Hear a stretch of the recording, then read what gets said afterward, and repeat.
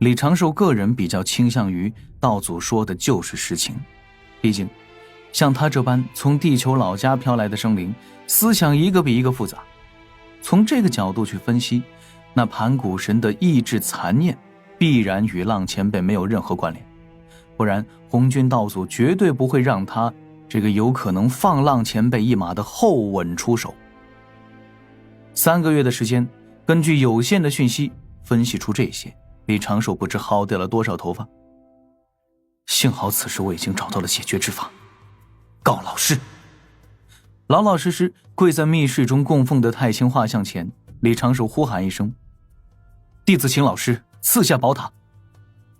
画像出现淡淡的太清道韵，塔爷的灵念在李长寿心底响起，随之就凭空落下，砸在了李长寿头顶。塔爷的灵念说的是：咋的，要去三仙岛找金斗妹妹了？塔爷，暂时有正事。我与塔爷的这般灵诀联络，是否会被天道监察？什么是先天灵宝啊？先天灵宝那就是先天道而生，咱本就是天地间第一股玄黄母气凝成的塔，被老爷灌输了成圣的功德。虽说品阶不是至宝，但咱也是有万法不侵之功效啊。天道想探查咱们的交流，除非在凌霄宝殿或是紫霄宫。哦，那就好。太爷，你帮我转述一些话给老师。李长寿斟酌一番言辞，心底对玄黄塔絮叨了一阵，将玄黄塔捧到太清画像之前。老师，弟子归还宝塔。太清画像的一角轻轻晃动，乾坤出现浅浅的漩涡，玄黄塔丢下一句抱怨就消失不见。这忙活半天就让本塔做这事儿啊？李长寿淡定的一笑，这也是扩展洪荒先天灵宝就业新思路嘛。真加密传信。李长寿等了一阵，道心泛起了轻微的波澜，太清道韵降临而下，凝成了一行6个大字：尊祖命，有为师。啊，老师的风格还真是一如既往的惜字如金呢。李长寿低头拜了一拜，点上了3炷香，这才退出此间密室，心底着实是轻松了不少。等道祖老爷通知我，我就去找那东西出手，不管是杀还是放，老师自会全程关注。安全感终于回升了一丢丢。我现在实力太低了，圣人博弈都只能在边缘疯狂试探，更别说是道祖的算计了。道祖可以直接夺心吗？其实不然，只有在天道之力、劫运之力侵染自己内心时，道祖才有可能获知自己的想法。紫霄宫中道祖那一句有些吓人的反问，应该是推断出来的。李长寿本是想去见一见灵娥，传授给他一些道法，但是烟遁出了密室，心底就泛起了重重的感悟，于是坐去了老位置摇椅，闭目凝神，细细品味，瞬间陷入了悟道之中。这一次去紫霄宫，当真是积累了大笔的素材，一缕缕道心感悟就如同溪流般在灵台各处流淌而过，填补着李长寿尚未圆满凝实的道运。李长寿留出了一部分心神，开始思考有关天道之事。想要让均衡之道大圆满，就绕不开对天道的感悟。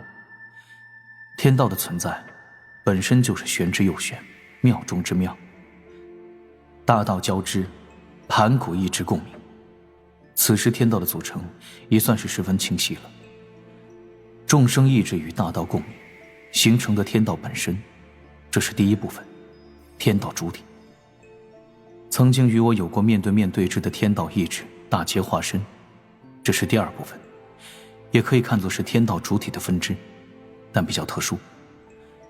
拥有超限管理权的红军道祖，这是其三。从远古至今自行演化，即将成为类生灵体的盘古残存意志，这是其四。我的均衡大道要去干预影响的，就是第一部分。渐渐的，李长寿进入大道之中，遁入两忘之境，身周飘起一缕缕玄妙晦涩的道韵，长发时不时被灵气掀动。半个月后，丹房之外一声炸响，小琼峰都颤了几颤，各处大阵光芒乱闪，但又极快地安静下去。湖边草屋中，灵娥被这般动静给惊醒了，放下手中的玉符，光着脚丫跑出屋门，看向了丹房的方向。师兄不会又把丹炉搞炸了吧？灵娥眨眨眼，眼底满是担心，光脚踩上一朵白云，持着过阵玉符，匆匆朝丹房而去。但他刚飞100丈，就感觉自己头顶的小笼包被人轻轻地戳了一下，耳旁听到了熟悉的笑声。哼，怎么喜欢上这般打扮了？灵娥下意识地向前迈出2步，灵巧地转身看向身后，却见自家师兄不知何时出现在了白云边缘。这仙使完全察觉不到师兄的存在。好吧，跟师兄的实力差距越来越大了。灵娥顿时有点小失落。李长寿近距离打量着眼前的小天仙，她穿着一面绸面白底的简单短裙，短裙上下绘着浅蓝色小花，发型还是2只素丸子，俏皮可爱度直接拉满。灵娥嘻嘻笑了一声，红着小脸儿踮起脚尖，在云上转圈。好看吗？好看是好看，就是少了几分成熟稳重，太孩子气了一些。臭师兄，夸就好了呀，还要提意见。本师妹这是充分发挥自身优势，跟云霄姐姐的感觉尽量区分开。李长寿不由笑眯了眼，向前迈出半步，抬手扭着灵娥的脸蛋。这熟悉的柔滑触感。认真修行，金仙劫谁都躲不过去，想要长生不老就必须面对，这才是你现在要花费精力之处。灵娥俏脸一红，抬手捂着被捏的脸蛋，鼓了鼓嘴角。李长寿转过身去，一步迈出，身形宛若青烟消散，再次凝聚，已是在湖边柳树下，点出2只蒲团，淡定地入座。过来吧，为兄今日为你讲金仙之道。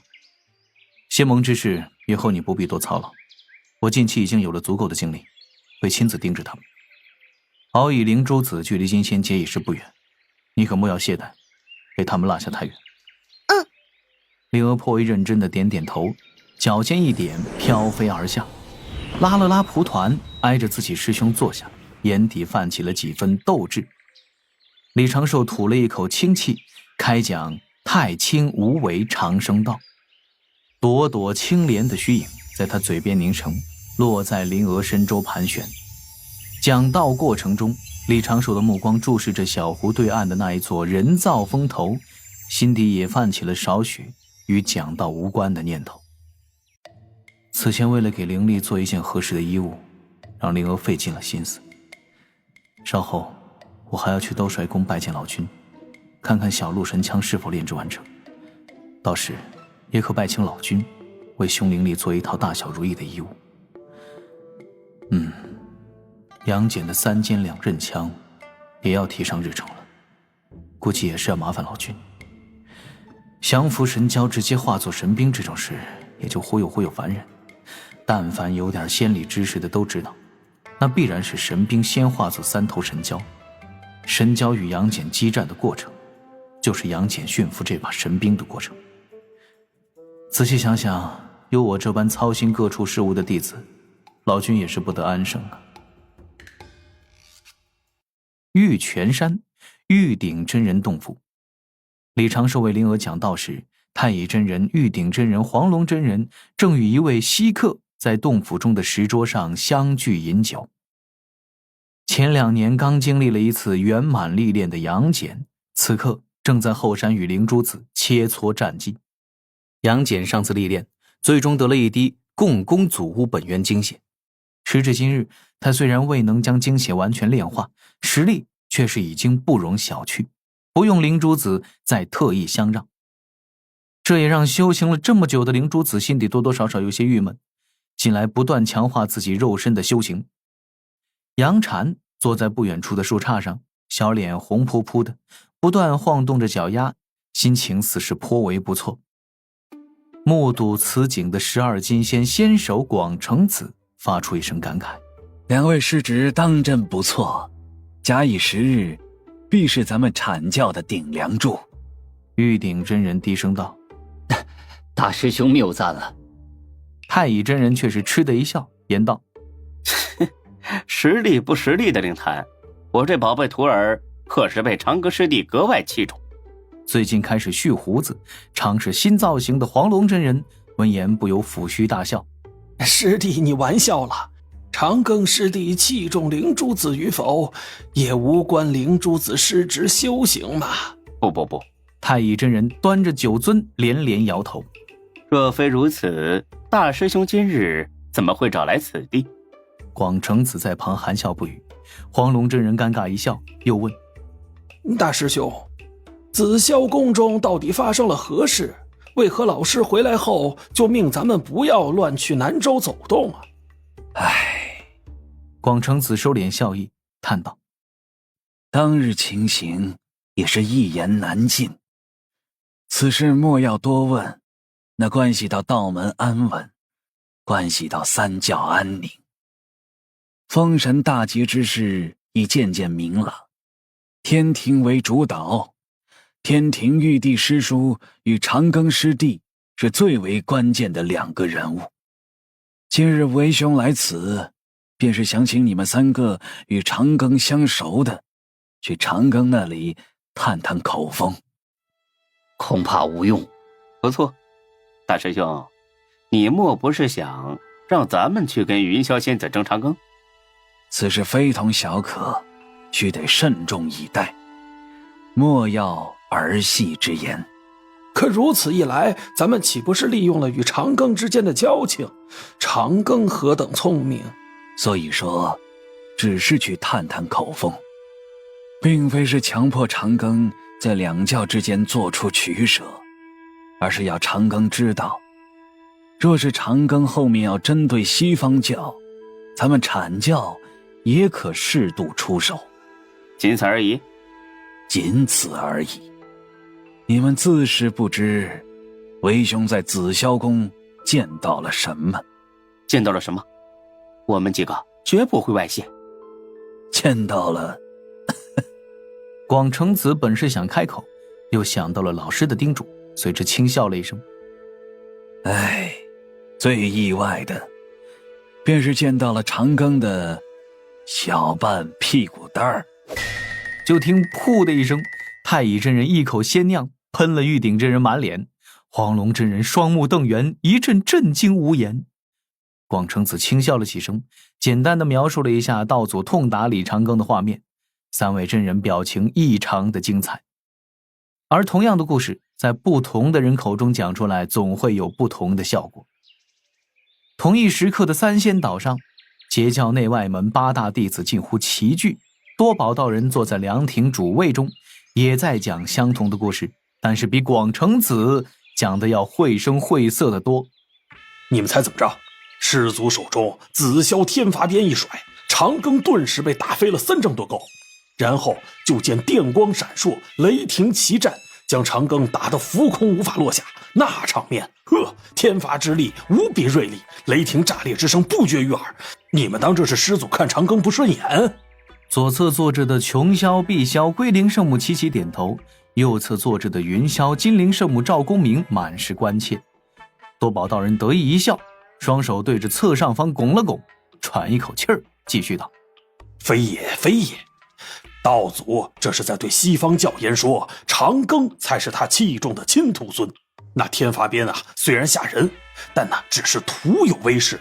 那紫霄神雷动静虽大，但是每一下都是朝着长庚肉最多的臀部落下。这是什么？这不是摆明了凡俗之中有人族儿孙调皮捣蛋，被家中老人抓住一顿打吗？什么是亲近？这就是亲近。而且师祖绝非随意而为，是料定了长庚怕麻烦、善推诿的性子，先将长庚制服，摔在面前无法动弹，再拿出那天书封神榜大神鞭，手一抖就落在长庚手中，定下了封神大劫主事之人。旁边西方教二圣人还那喊：老师，我们西方贫瘠。师祖瞥了他们一眼，就差直接说一句：你们搞了这么多年也没见西方兴盛啊，中看不中用。